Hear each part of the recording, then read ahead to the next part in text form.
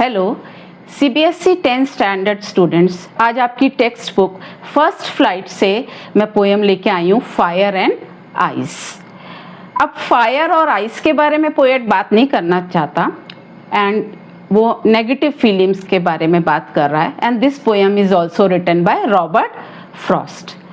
Now the poem expresses the idea that the world would end in two ways. कह रहा है कि दुनिया दो तरीके से खत्म होगी, either by fire or by ice. And it shows the pessimistic outlook, क्योंकि मौत की बात होगी तो pessimism होएगा ही होएगा. So the poet expresses the idea that the world would end either by fire or by ice.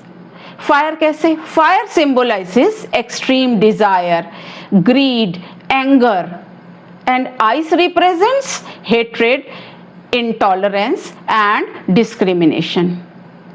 And all these negative feelings or their existence will slowly destroy the world. In negative feelings से ये पूरी दुनिया खत्म हो जाने वाली है. The rhyming scheme of the poem is A B A A B C B C B, that I will discuss afterwards. See, the message of the poem is that life is temporary and death is the ultimate reality.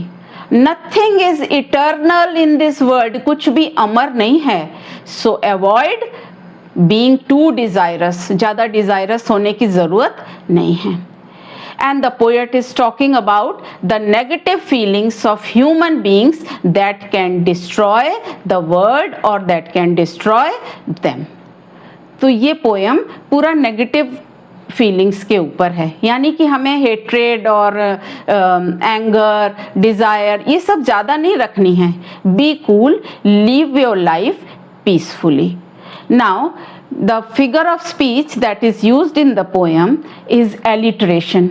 See the first line of the poem. Some say the world will end in fire. Some में क्या है? S. Say में क्या है? S. तो alliteration हो गया. Some say in ice. Some S, say S. Alphabet बार बार रिपीट हो रहा है तो फिगर ऑफ स्पीच कौन सी हो गई? Alliteration. So basically this poem is about our negative feelings कि हमको इन सब फीलिंग्स को अब खत्म कर देना चाहिए, नहीं तो वर्ल्ड एक दिन खत्म हो जाएगा.